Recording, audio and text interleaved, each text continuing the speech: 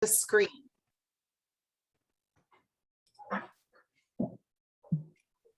Excellent, excellent. Welcome, Mickey. Thank you for joining. You are in the breakout room 3, financing professionalized maintenance.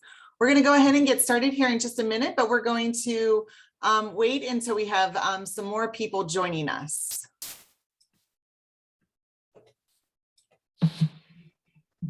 Welcome, Rachel. Thank you for joining us. Looks like we have quite a few joining us here. Just giving a minute to click. Welcome, Emily. Thank you for joining us. Oh.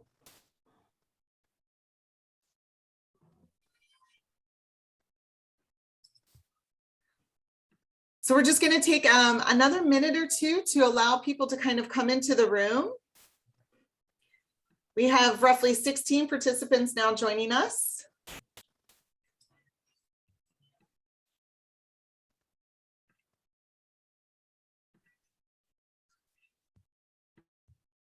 So just a quick notification as we wait for more people to kind of join us, come out of Blue Jeans into this new platform on Zoom.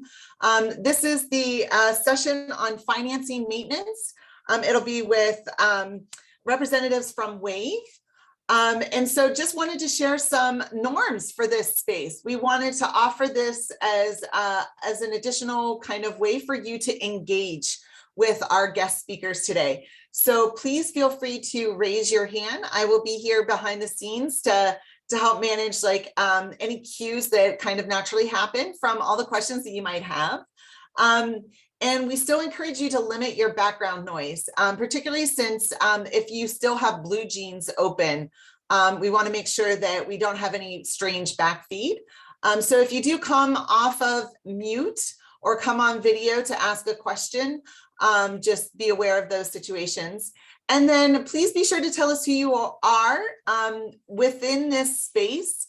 Within Zoom, you can go ahead and edit your name so that we can see your first and last name. And even if you wanted to share the organization that you're affiliated from, and that will help us kind of call upon you.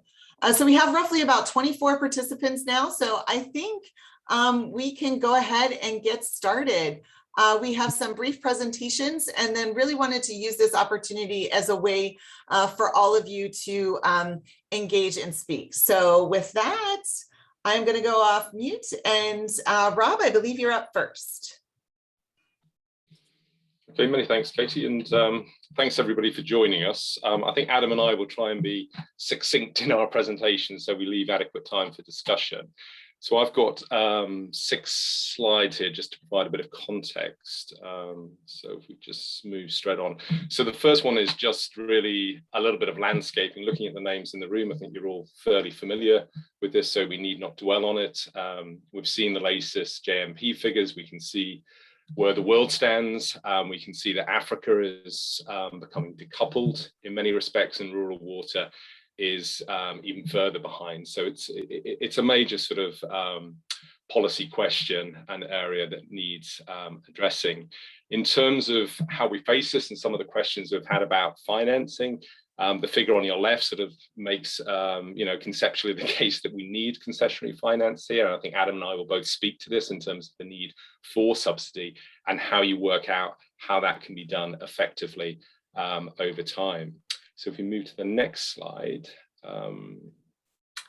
one of the things that we've been thinking about through SWS, but sort of more broadly in terms of partnership with WAVE and other colleagues, is what is this funding gap? I mean, we say it, we can see the figures from Guy Hutton that comes out, but what does that actually mean in empirical terms for the costs of maintenance delivery? So this is through a consortium called Uptime with 5 partners working in Africa with data from 2015. So there's about 700 quarterly records. It's a very detailed record. And this is a paper that's coming out this month with Adam as a co-author on this, with other colleagues, looking at the approximate subsidy required. And it works out to be sort of slightly less than $1 per person per year. And it gives us a sort of at least a sense of what that number would be going forward. But you'll also see in the figure there's variation there depending whether it's pipe systems or oral hand pumps it does vary, and this is very helpful that we then have a better sense in terms of how we target the subsidy in a more effective way going forward. So if we move to the next slide. So we've been working in Kenya with our colleagues in Fundifix for many, many years now. We've been trying to look at this and trying to get a better sense of what the empirical data is. So I think Ella shared this slide at the beginning, and what this tries to pull together is some of the data that we've collated between what we understand community management performances in terms of repair times in days, and also in terms of percentage uptime between community and performance-based. And you can see there are, there's quite a difference between the two. And these have material benefits in terms of social and economic outcomes, as we know, particularly for women and girls that often bear the brunt of when these systems do not work. But it gives us a sense empirically, what is the case for this going forward. So if you move forward. So I've also been involved in something called the Water Services Maintenance Trust Fund, that when we set up Fundifix in 2015, 2016, we realized there would be a need for a subsidy. We realized that project finance is very ephemeral and quixotic, so it's very unsure whether you will get this. So we set up a trust fund in Kenya looking at this from 2016. And the way in which the model, and I don't know whether we've skipped a slide here, could you just check forward whether the order's been, there it is, yeah. So this is the trust fund logic, which is trying to understand or create a flexible funding modality that is available for the service provider going forward outside of project cycles, etc. Now, this is important in terms of some of the chat that people have talked about, willingness to pay and affordability issues. And if you are contracting with communities or schools and healthcare facilities, there's a moral obligation that you've got to provide these services over time, and you've got to make the money available. So this was part of the rationale of how we set it up. We set it up initially with research funds to sort of try and incubate it, and we were looking to sort of try and bring government into that, and that's had fairly slow progress on the government side. So if we go to the next one, here we go. Yeah, so I think I've already spoken about that. That gives you a sense of what the performance is. And this has been very important on a number of levels, that we've increasingly brought in non-donor finance into the trust fund over the 5 years that it's been operating. And this includes a mining company in Kenya, an agricultural company, and more recently, an ethical retailer in Germany that's become interested in the work because we can provide clear, verifiable indicators of performance, and equally that the users, communities or schools, will pay some of the costs, not all of the costs, into the system, and that makes it a valuable proposition to this new type of funder. So if we move on to the next slide. So this gives some indication of how the profile of funding has changed over time. So when we started, it was largely donor funding that came into it. So it was sort of 80% that came into it.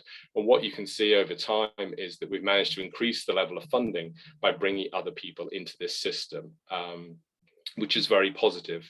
I would sort of note, you can sort of see the change in users and payment levels. Progress has been made, but it's been sort of quite slow, I would sort of say, and it's not achieved significant scale. And this is why we've been working with Adam and other teams in Africa that's been doing similar work to see how we can learn from this and understand other scalable approaches going forward. So it's promising, I think, but it's, after 5 years, you think, what are the routes to sustainability and scale through this process? And then if we go to the final slide, I think, yeah, these are just some summary comments to wrap up. Firstly, I think bringing in professional maintenance with these types of contracts can work. It delivers very material benefits to water users. And this has occurred during drought events in Eastern Africa, and also the recent or the ongoing public health crisis through COVID, that these companies are delivering these services. So there's very strong economic and social benefits to this. Policy has changed, so we've been working with national and county governments, and they've been open to the idea, as the work of Adam and Wave in Uganda, in terms of being more inclusive about this, considering professionalized approaches going forward. But they often have limited capacities, and they're often very distracted by election cycles. So this is a work in progress. The thing to reflect upon is the fourth point, that since 2010, Kenya has a constitutional commitment, which the politicians find very difficult to do anything with, to the right to safe water. But in the 2019 census, roughly 1 in 4 people were saying they were using surface water. And in Kitui, where we do a lot of our work, that was as high as 40%. So there's, even with these sort of legal mandated commitments, the actual translation of that is slow. So the concluding point, I think this is a promising approach. I think it's far from complete, but it certainly needs stronger government commitments. That is essential. And there's also importance in terms of sector cooperation. It's something we try and work with our partners as much as we can, but it's something that I think we could all improve on going forward. So I'll pause there and hand it back to you, Katie. Great, Rob, thank you. I think we have time for maybe 1 or 2 questions if anybody had one for you.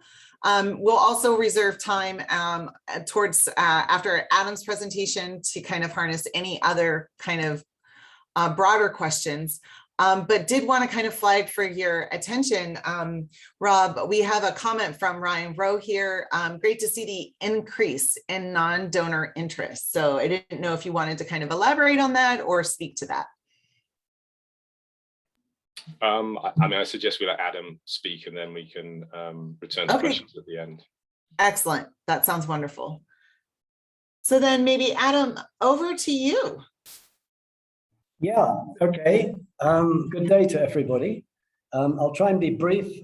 Thank you, Rob. That was great. And so we really do want to have time for questions.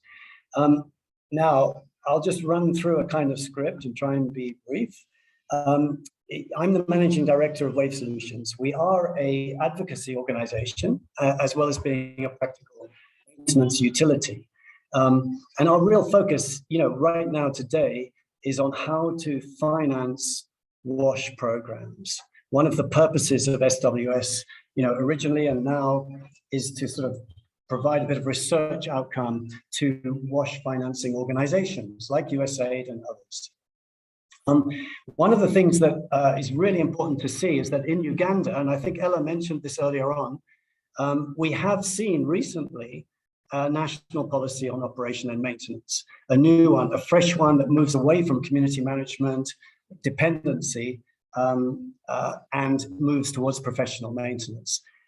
And it's very interesting point in development here in progress, because if this policy is successfully implemented, it does mean that 25 million people will start having safe water every day, which is a huge shift from the current problems we're having. So one of the things we've discovered is that there is confusion about how to finance. And if only we were all to agree on very simple cost definitions and categories, there would be much better progress and coordinated progress. So there are 4, in our sort of research conclusion is there are basically 4 categories of finance. You can see them on the screen. And of these 4, 2 of them are non-recurrent. Obviously, infrastructure investment is non-recurrent, but there is an important point to make. With a professional maintenance policy, infrastructure investment has to be funded in a different way from up to now. It has to be funded on the assumption that a maintenance structure is going to be established as a sort of prior condition of any construction or restoration of degraded infrastructure. And that is a huge shift in current practice by donors and by government. And this is really one very important conclusion for donors to take on board. If we move on now to system investment, it's also a non-recurrent cost, because what we're doing here is we're building a new system. And once we've built it, we don't need to pay to build it anymore. It divides into three categories: scaling, promotional pricing, and capacity building. And I'm following my script and I'm having some trouble. Here we are. So just to give you some context on this so-called system investment, scaling is the first sort of category. And we have managed to establish 4 service areas. The important thing to understand here is that the government is, we're helping the government of Uganda implement its new policy. And it's very clear that any service provider, any maintenance utility will need to operate at a large scale to be economically viable in order to recover costs.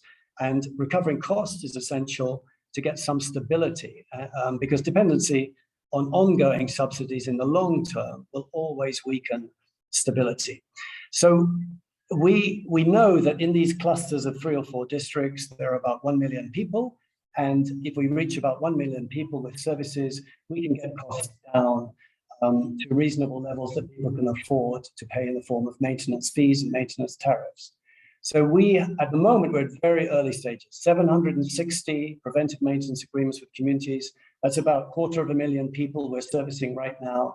It's still very small compared to the 4 million, that's kind of potential of these 4 service areas. But nevertheless, it puts us in a position of helping the Ministry of Water here in Uganda to actually implement its policy and to get going. So what I'm going to do is go into the costs of that very quickly.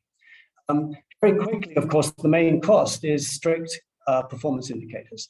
We're going to keep functionality up to these very high levels that we've been consistently achieving in our 760 communities, above 96%, above 99% in many areas. We have some trouble with repair time in Karamoja, which we're resolving. And so you get a rough idea there from this slide what the performance demands are. And of course, it's expensive to achieve short repair times within 1 day and within 2 days. Now, on to costs. And I've only got 2 more slides, by the way, so we can look at costs. We're currently spending in some districts around $500 a year to maintain a hand pump. And I should say very quickly that we support 100% transformation of hand pumps to pipe systems. And we do build pipe systems. We're building one right now, but we've kind of stepped back because we've realized that the maintenance of pipe systems, isolated pipe systems, is even more of a challenge. And given the rising population and also hydrogeology constraints, they're actually going to be hand pumps. People are going to be dependent on hand pumps, millions of people, for many decades, unfortunately. So our organization basically maintains both the solar tap stand type of thing, pipe systems which are more convenient, and hand pumps. It maintains both. Now, what we've discovered through our very careful accounting on costs, that we can reduce costs to around $325 per year per water point if we increase volume. And as you can see in that slide, we really do need to go up to 1 million people or 4,000 hand pumps or some mixture of solar tap stands and hand pumps to get that cost down to that sort of level. That level is about $50 per month per household or slightly less, which is well within the UN guideline of 3% of rural income here in Uganda. It's actually below 2%, but there are problems around the cost of tariff collection, which will increase to 3%. These are compensated for, and I won't go into detail here, but they're compensated for by differentiated tariff systems, under which big communities subsidize small communities, which is common, of course, around the world. It's normal. Urban, subsidizes rural, and local business customers also. And we've developed systems for that differentiation. So we can kind of deal with the extra cost of tariff collection. Now, our maintenance agreement with these 760 communities already stipulate $325 per year, and people assign into that. But I should say, yes, we've now got a calculation on growth subsidy. I won't go into the next step, which is the next slide. Just looking at the subsidy, that pink triangle represents the cost in subsidy, which WASH funding organizations should be considering, in our view, what we call a growth subsidy. In order to reach these economic scales of service areas of about 1 million people, we can calculate, we can estimate around a cost of around 1.3 million. It's not very much, but it's only one service area to cover that growth subsidy, and over a period of 8 years, 9 years, which we think is achievable, practically achievable, even within current constraints. And that, of course, if you translate that to the whole country, where 30 million people need this, will probably be a bill of around 12 million in subsidy. We can go back to that in the questions. Now, finally, the last slide. How do we deal with willingness to pay, the usual problem? It's very clear that this tariff, projected economic tariff, or projected economic costs that we've worked out from our cost studies of around $325 a year, that translates to around $2,000. I didn't say that, but I think I implied that already. Affordable, socially affordable, politically acceptable tariff rate, and collection costs can be dealt with by differentiating tariffs. Now, we've got the ability to pay, frankly, and I think other studies have also, academic studies have also come to that conclusion. There is an ability to pay the full cost of service, not of investment, but of service. And that means that we're really dealing with the problem of willingness to pay. To solve that problem here, we have been introducing a discount system, and we found that some districts, some communities are willing to pay almost the full cost. We have one district where the rebate is only 15%, which is a rebate for fast payment in the first 3 months of the year of the full price. In some areas, we're only achieving around 30%, 35%, 40%, 50%. In some areas, we have subsidies from local government. Now, actually, I was completely wrong when I said that was the last slide. I was reading my thing. The cost of system building, I'll flash through this very fast. We have some very particular recommendations coming out of our research. The system components are the missing system components are basically good monitoring and evaluation at local level. Regulation, of course, is essential at central government level and even at regional level, and that's in place. The ministry has put that in place.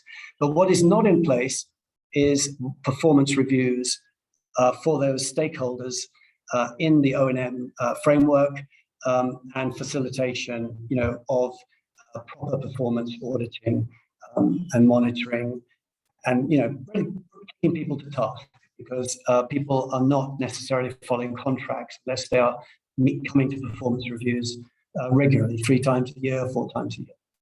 So this includes the financing by donors of pre-works maintenance protocol, what I mentioned right at the beginning, the need for prior condition, that infrastructure investment is done with a maintenance arrangement as a prior condition. That needs funding, and M&E facilitator. So the recurrent costs, of course, are maintenance services and enabling service being the government's role, the local government's role, which of course can be assisted by donors to begin with and then handed over to local government, and the maintenance services up to high levels of functionality. So we've tried to summarize, we have summarized the conclusions of our 5 years with SWS in a paper. These are what's called 10 factors for viable service delivery. And there's a link available, I think, Finding Global Waters, or I can put it in the chat. That's it for me. Thank you very much.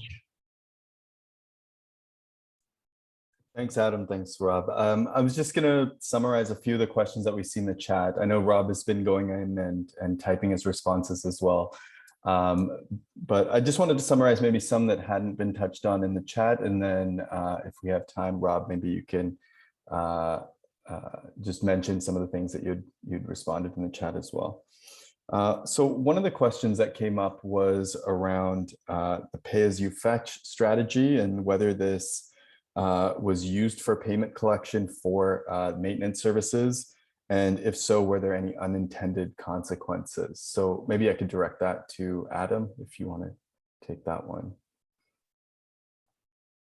Pranav, I'm so sorry. Can you repeat the question? I was just distracted for a moment there. Yeah, no problem. The question was around pay-as-you-fetch as a strategy for payment collection, and if that was ever used by Wave in your case, and then if so, were there any unintended consequences of that? And you know what, Pranav, I've still missed your question. Which strategy are you asking about? Which particular strategy for payment collection? Pay as you fetch. So payment at the point of collection. Okay, yes. Yes, we have a long story around that. Our analysis of, future stable, sustainable water supply delivery led to the conclusion, and it's in various papers we've written, waterline papers, in particular, a little bit in the 10 factors paper. The conclusion was that pay for volume, or pay as you fetch, is actually critically important because it means that the larger communities are subsidizing the smaller communities. And currently, socially acceptable subscription systems don't do that. They penalize smaller communities. So they're not the best thing. But so what we did was we went to one district, and I want to try and be as brief as possible, who understood this difference. And to our amazement, we gave them the option of pay for volume or subscription. They actually chose pay for volume. So we do have one district out of our 10 where we are operating a pay for volume system. However, the cost of collection is particularly severe. In the other districts where we're collecting bulk annual amounts and committees, by the way, we're still commended on good community committees, especially when they're led by women, they work very well. They collect more or less on a voluntary basis still as a public duty. And whereas with the pay for volume, we lost that voluntarism, and we found that there were very severe costs with, of course, attendance. So the only solution to that is technology. It is technically feasible to have hand pumps which automatically take your payment, debit it from a water credit on your card. And we've been working on that.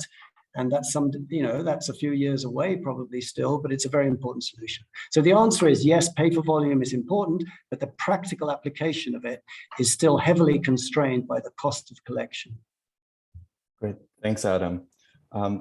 Rob, I wanted to maybe touch on some questions that you'd been responding in the chat, but for the other audience members who maybe haven't seen it, we had a couple of questions around the non-traditional donors, and are they donors versus investors, and if we think of them as investors, what incentives they have to invest, and is there a return on that investment in some way? And I know you've responded in the chat, but maybe you wanted to elaborate on that. Yeah, sure, I'm happy to. I mean, I think they're really good questions, and certainly the trust fund that we set up in Kenya, and we have a uptime cashless facility which is doing similar work at a larger scale. We were looking for non-donor funding, accepting that government and donors just wouldn't have sufficient budgets to pay for all of these things. Initially, as I think I was saying to Hannah, was the mining and the agricultural companies. This was largely corporate social responsibility, I would sort of say. They were coming in to sort of say, we like to support this, but it was less clear in terms of the outcome side, which has evolved over time in terms of giving them sort of data on uptime, the volumetric supply of water as well, and a number of other KPIs that have come into that. And that's refined our thinking. We've had bumps and bruises in the process of learning how you do this stuff. It's not clearly obvious to many of us, but it's been a lot of learning over the years. And recently with this ethical retailer in Germany that sells recyclable plastic bottles, I should say, to the German market, they've been interested in a matching fund which has advanced our work quite significantly, and we're talking to other groups around this. So it's becoming more refined and more sophisticated as we go forward. And I think the concluding point is not everybody is looking for a financial return on investment. There are economic and social returns, and they are quite significant, and can be applied to this, I think. Great, thanks, Rob. I think, okay, it looks like we have about 2 more minutes. And so maybe just one quick question on the adaptability of these approaches. Are these maintenance approaches that have been applied in Uganda and Kenya very context specific, or do we see opportunities for these to be adapted and applied elsewhere? I'll let either one of you take that if you'd like. my experience of Africa, and I have worked in probably 5 or 6 countries quite intensively in different sectors, mind you. But my experience is that these problems and these solutions we're talking about are common. There's very little difference in the problems faced in the different areas, but that's just my personal, I may be wrong. Adam's never wrong. I'd echo that. I think there's what's been interesting for me working with Adam and the wider Uptime partners is that we are sort of seeing commonality approaches. There's variation, as you can see from some of the subsidy figures, but you certainly sort of see this ability to reliably supply water is heavily valued. And one of the horizons that we're all working to is then how do you bring safety and water quality metrics into this as we go forward. Great. Thank you, Rob. And so for everyone else, I guess we will transition back to our Blue Jeans platform. Thank you again for all your questions in the chat, and those are being captured as well. So we'll find an opportunity to answer those after the session is complete. So we'll see everyone back in the Blue Jeans platform. And Katie has put a link to that down in our chat as well.